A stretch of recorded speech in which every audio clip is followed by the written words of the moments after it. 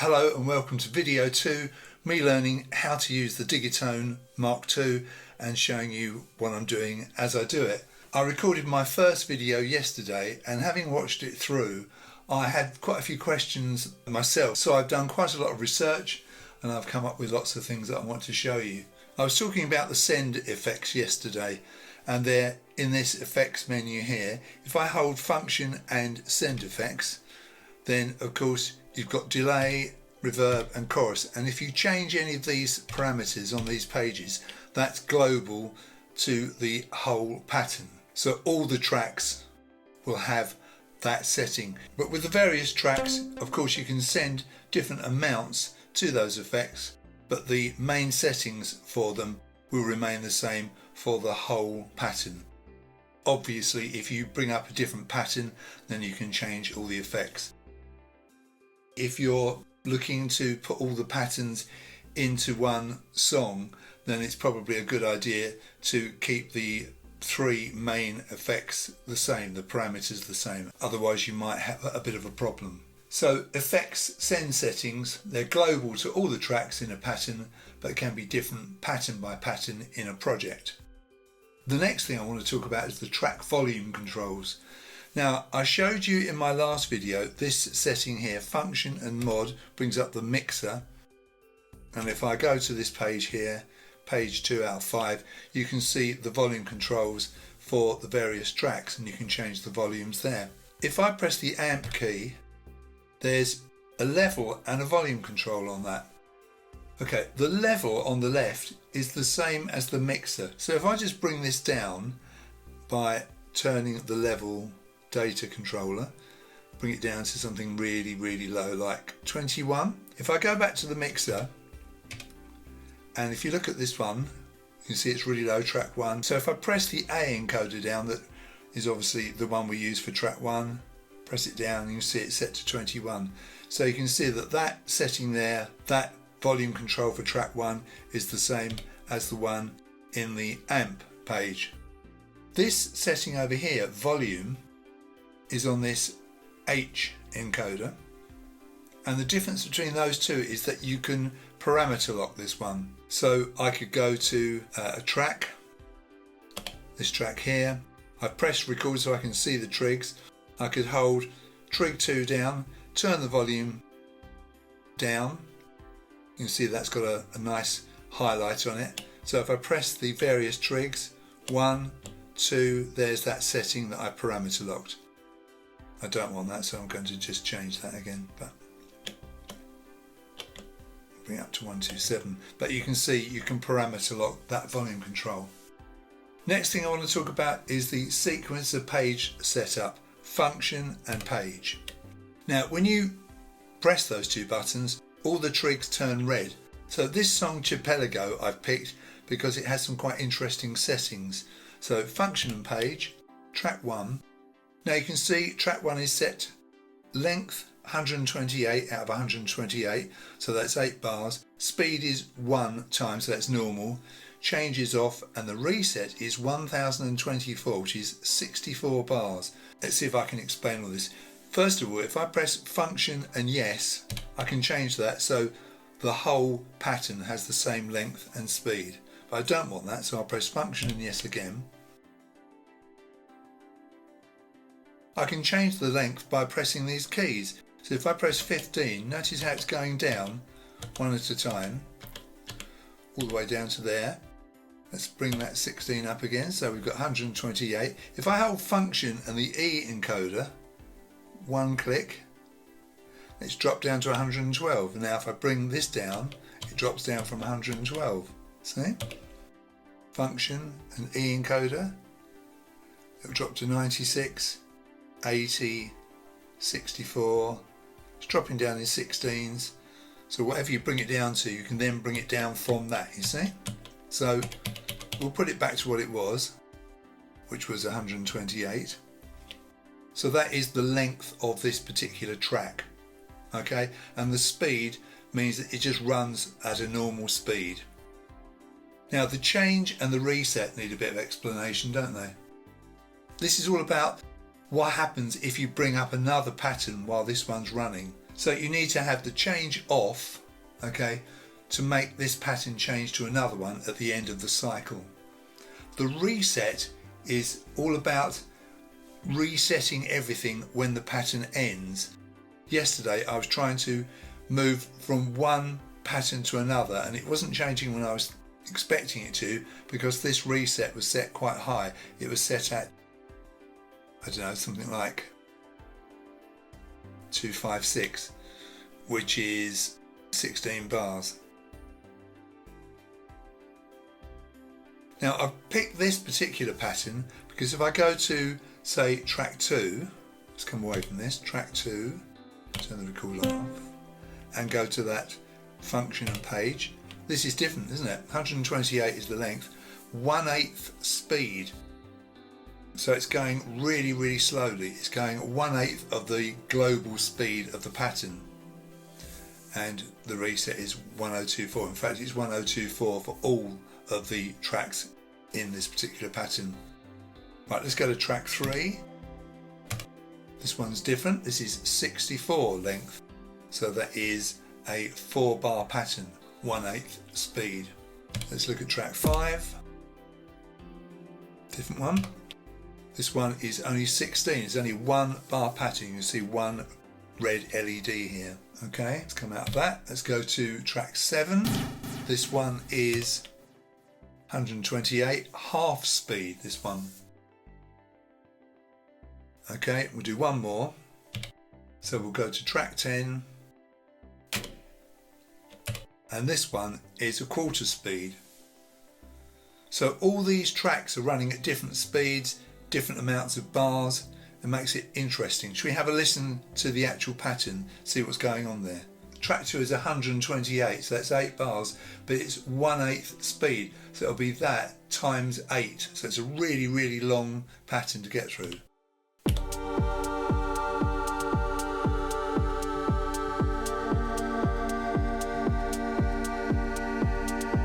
So it took a long while to change, you see.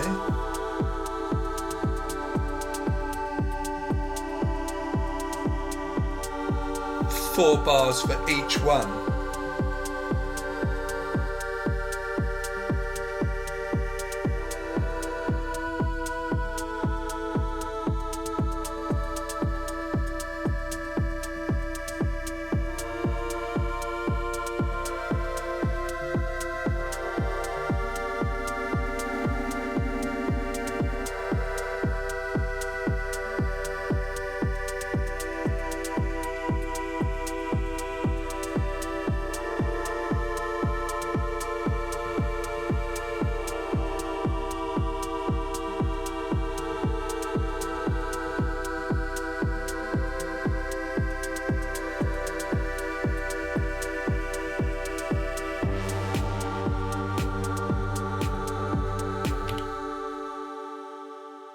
And as you heard, second time through there's different sounds coming in, so a pretty complicated pattern. So for each one of those red LEDs, we actually had 4 bars. So that was 32 bars before it changed, and then we heard different things coming in there. So obviously that's a pretty interesting pattern, isn't it? So that's the idea of the function and page setup, sequence of page setup. You can have different lengths, different speeds, different resets. Fascinating, isn't it? One other thing I noticed yesterday on the syn page, the synth page, if I hold function and machine on that key, now you'll see here there's another page here underneath syn. If I press the right arrow, it changes from syn to filter, and whatever filter I pick here, so supposing I pick equalizer, say yes, then I press the filter key, that's the filter that's being adjusted on that page. So if I come back to this and I pick comb, say comb plus as the filter, say yes, then when I come to the filter page, it'll be the comb filter that's being altered. So that's an interesting use of 2 of the keys working in tandem. We talked about the keyboard yesterday, so I'm back on my dissolver pattern, my favourite. Let's press track 14, which is that Chords of Canada sound that I was using. Now I press the keyboard button and you can see it's saying folded Iwato. That's the Japanese pentatonic scale that's used on this. If I press function on that keyboard, you can see the mode is folded. If I turn the E encoder so it's normal, now we can only press those trigs. None of these work. They're not any use to us like that. So if we go into folded mode, now we've got all those other keys we can press, those other trigs we can press. So that really opens it out, doesn't it? That's in folded mode. There are other modes for chords and we'll get to that in another lesson, but for the moment let's leave that on folded. If the keyboard is in folded mode, it gives you more trigs to play, albeit repeating the same scale at different octaves. So let's talk about modes now, because this is an interesting thing and something I found absolutely fascinating today when I was looking at this. So this is a mode with the keyboard on. That's the keyboard mode. I'll turn that off for the moment. Now if I hold function and either the up or the down arrow, that takes us to the trig mode. Now the normal mode, the mode you're using when you're using the Digitone II like this, that is tracks mode. Okay, trig tracks mode. You see, and you can see these lines, these sort of 3 lines at the top there. But there are others. Let's go to that again. Let's come down to velocity. Now with velocity,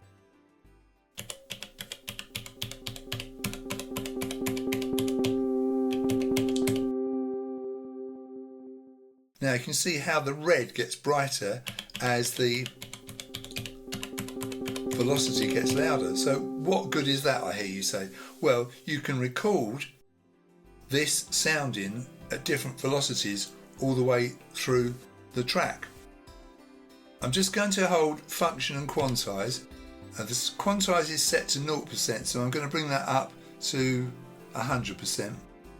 And I'm also going to turn the metronome on. I'm going to talk about the metronome a bit later in this lesson. So there we are, turn it on. So I've got a 1 bar counting. I'm going to turn the metronome up because it's pretty quiet. It's one of the weakest points of this machine, I think, the metronome. So if I hold record and play, I can record these trigs at various volumes.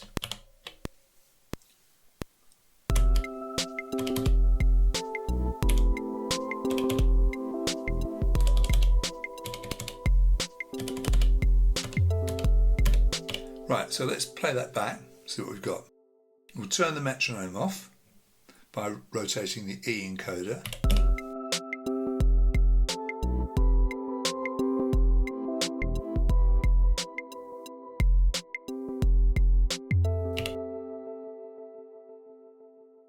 You probably wouldn't want to do that because I've obviously just recorded 1 note in, but you can see what you can do there. Now, obviously I don't want to keep that, so I hold function and no, and then that's lost that. It's loaded in my last save. We'll just play that, make sure it's gone. Oh, different key and everything, wasn't it? Okay, so that's how you can use the velocity trigs. Retrigs are quite good as well. Now, different colour. We've now got this kind of orangey colour. Let's use track 6 because that's the closed hi-hat sound, which is perfect for retrigs. So hold function and trig mode, come down to retrigs. Now,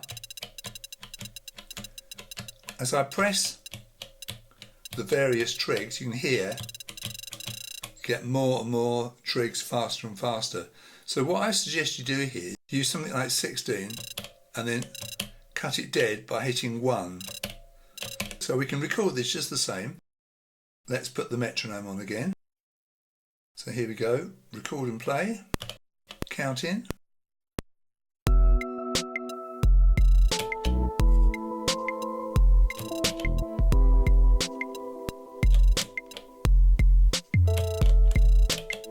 Play that back.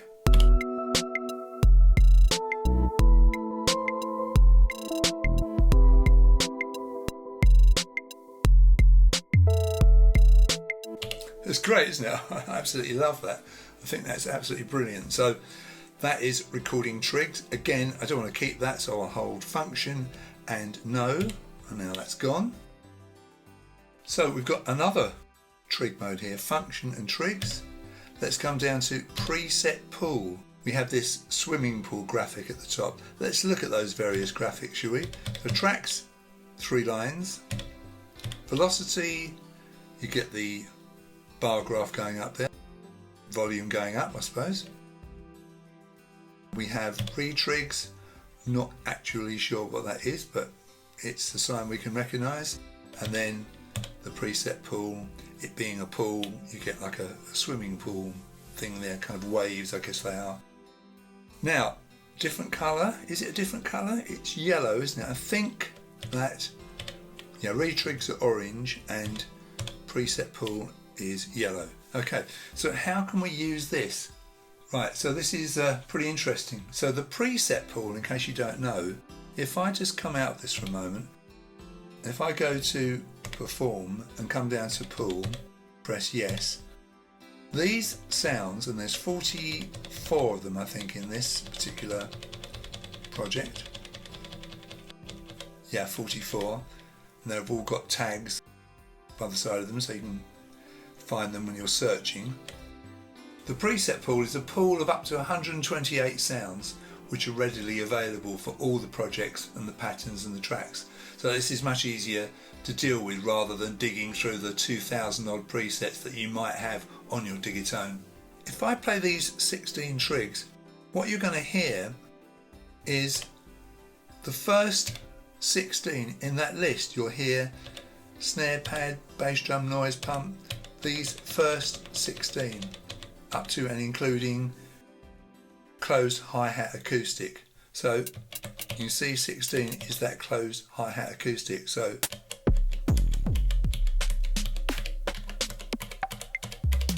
those are the first 16. Now if I hold page and right arrow, now I'm going to hear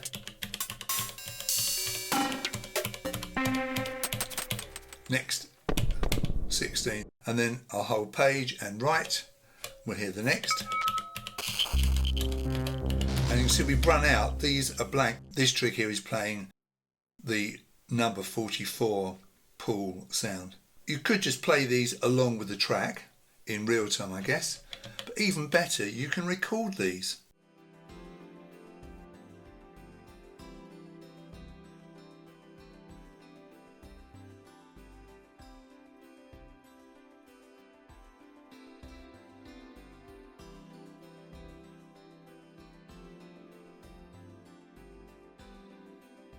So that's quite a nice tom. We'll be able to hear that clearly if I record it. So we'll have a little countdown.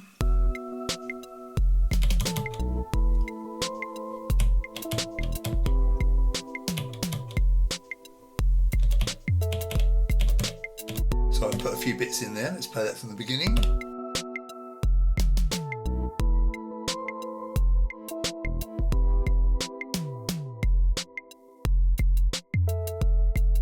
Okay, that wasn't particularly exciting musically, but you can hear how you can find sounds in that pool and record them. But again, I don't really want to keep that, so I'll hold function and no, and now that's gone.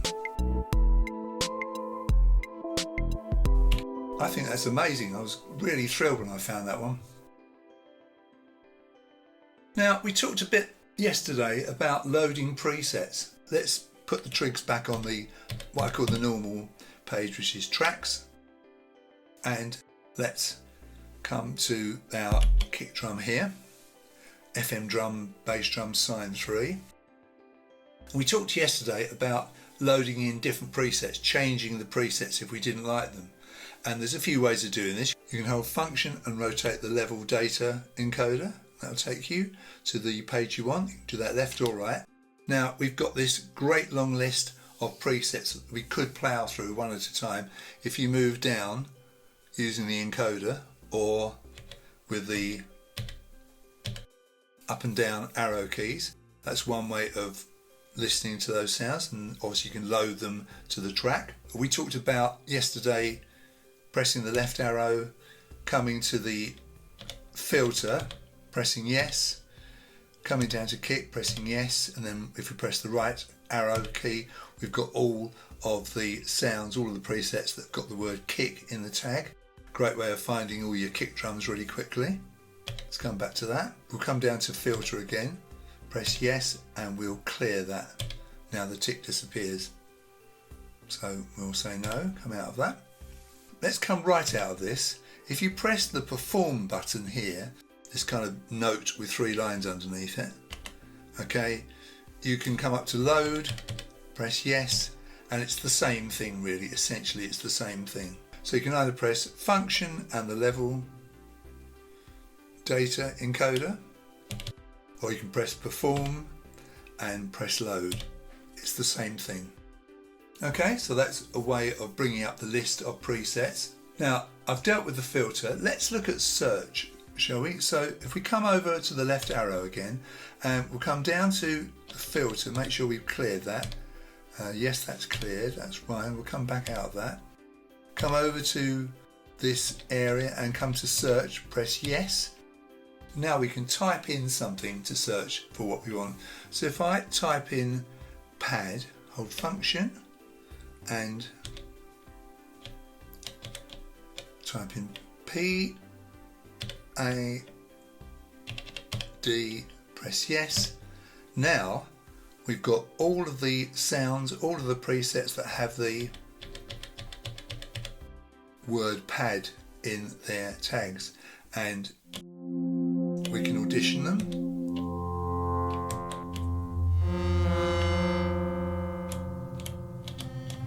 You don't just have to press the track key that you're using, it can be any of the keys.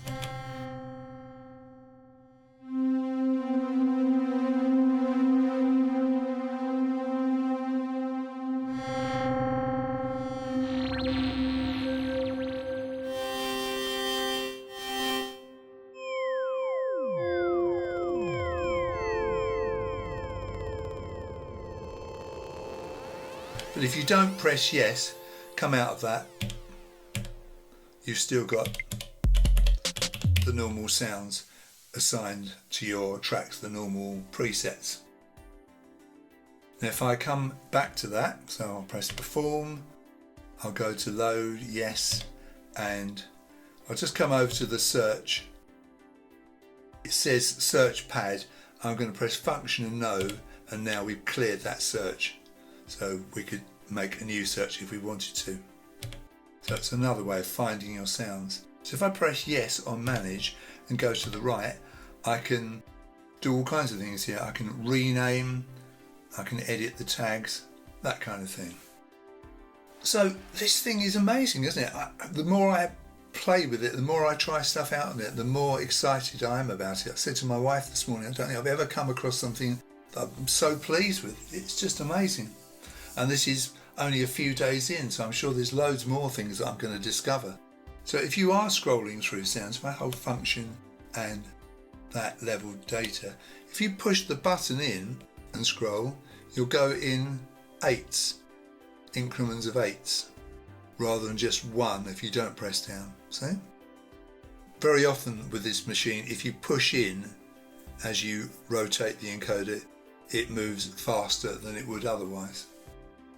Right, let's talk about the tap tempo button, because I kind of glossed over this a bit yesterday and I felt a bit bad that I did that.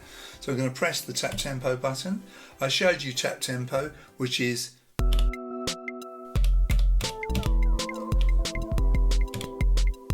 that, which is where you just hold function down, press the tap tempo button 4 times to bring up a new rhythm. Let's hold function and nose, bring that to tempo back to what we want. 88 is the default for this particular pattern. Now the metronome is on at the moment. This I think is probably the weakest part of this machine that I've discovered so far, because the sound is the worst of the 2 sounds that are in the Octatrack. It's this kind of nasty buzzy sound. I wish they'd use the kind of cowbell type of sound, which I think is much better. But you turn the metronome on and off there. Okay, you can change the time signature with the F encoder. I'll just leave it on 4/4, and You can change the pre-roll with the G encoder. I have a 1 bar pre-roll. You can turn it off, bring it up to 2 bars, 3, etc. The volume of the metronome I have full on because I can't hear it otherwise. I know a lot of people won't worry about this because they don't use the metronome, but I do use it quite a lot. The swing control is on the D encoder. Now you can see, it's a clever graphic this, because that middle semi-quaver moves over as the swing gets greater. So we'll just run this.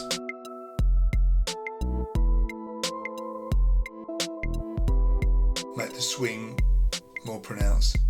You can take it up to, how far? 80%. Too tight now, isn't it? So bring it back. Obviously if you take it all the way back to 50, there's no swing. And again, you can push in to move faster. So I've made the swing a bit more than it was. Let's see what it was. It was, you saw that momentarily, didn't you? 60%. Let's bring that up a little bit. Quite like that swing.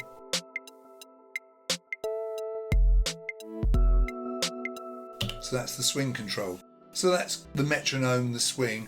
Let's talk a bit more about the tempo adjustments we can do. I've done the tap tempo, I've shown you that. You can rotate the level data encoder to change the tempo in 1s, or if you push in, it goes in 4s. You can use the A encoder to do the same thing. See? 1 at a time or in 4s. Bring it back to 88. If you use the B encoder, or the up and down arrows, you change the tempo in decimal points, so 88.1.2. If I push in, it comes up and down in 4s, that decimal point, see? Just use the up and down arrows. See? You can really fine tune that in that way. So you have a main number and then you have a decimal. So if you wanted 88.5, you could push in the B, go 88.4, let go, 1 more, will give you 88.5. Fantastic the way you can fine tune your tempo like this.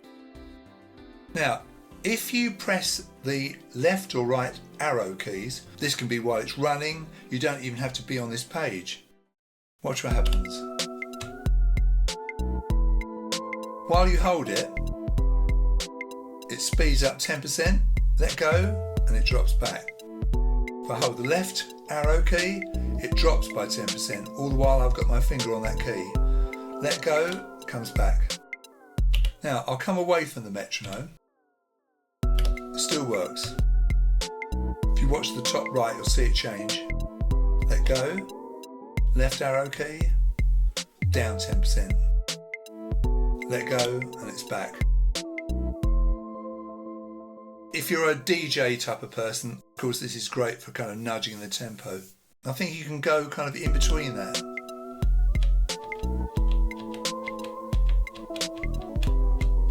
So if it's slightly out, you can bring it up a little bit.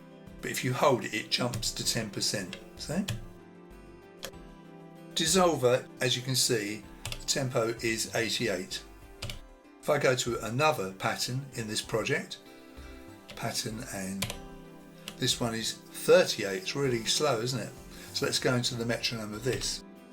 See 38. Now if I hold function and rotate the E encoder, now the tempo is set project wide, so all patterns are going to be 120. If I go to a different pattern, you'll see I'm on Dissolver and the tempo is 120. Pattern 1, AO1, 120. You see? So if I go into the tempo here, hold function and rotate to the right, bring it back to pattern.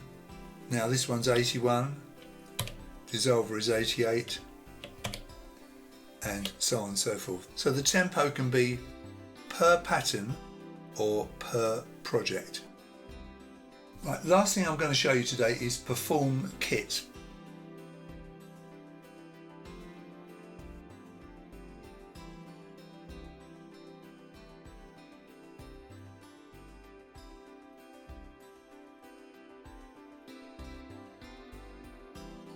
this is this button here again, but I hold function and this button, it says perform underneath, and you'll see perform kit on comes up.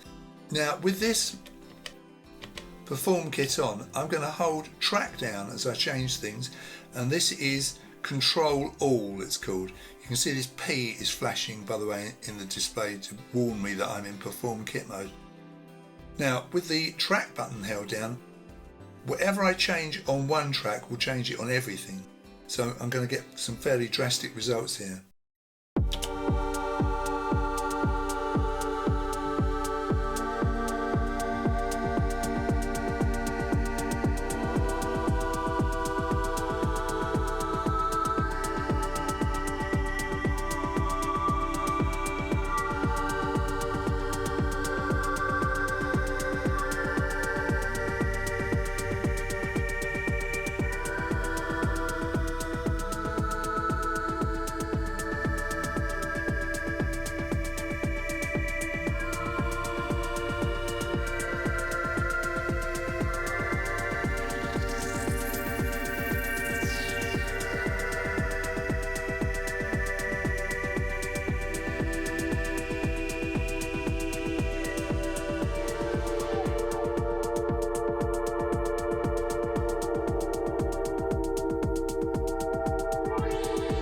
So I've changed that pretty drastically.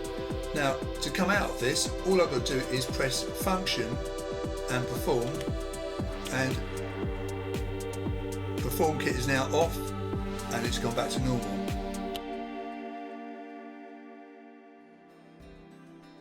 You can go absolutely crazy trying stuff out in this way, but then you can lose all that just by pressing function and perform again. So perform kit on, you can go crazy, change stuff, and then press function and perform, and that comes off, and that gets rid of every change you've made. It means you can really mess around with things, and you can hold on to the track button. Track button gives you control all. That's a feature that was on the first Digitone and the first Digitact, I think. Whatever you change on one track will be the same on all the tracks in that pattern. So if you change the filter on the kick drum, it will change the filter on the snare, the pads, the synths, that kind of thing. I had planned in this lesson to show you how I recorded my first pattern, but having had all those questions yesterday, I wanted to answer them for myself and for you as well. And I really think that was worthwhile. I really feel like I've gone down the road a lot further today, and hopefully shown you lots of stuff you perhaps didn't know. And I said this in my course on the Elektron Digitone, knowledge is power. You know, the more you know, the more you can do, and the more impressive and expressive your songs are going to be. So there we are, pretty amazing. So we've done lots today, lots of extra bits. I hope you enjoyed this. If you did, please give it a like and consider subscribing to my channel. Thank you very much to all those people who have made donations to me, either here on YouTube and on my website. Just a few pounds is lovely. It gives me a bit of encouragement and a bit of help, and obviously it makes me really feel like I want to keep going, doing more and more videos. So like I say, thank you very much for watching, and you'll see me in my next video.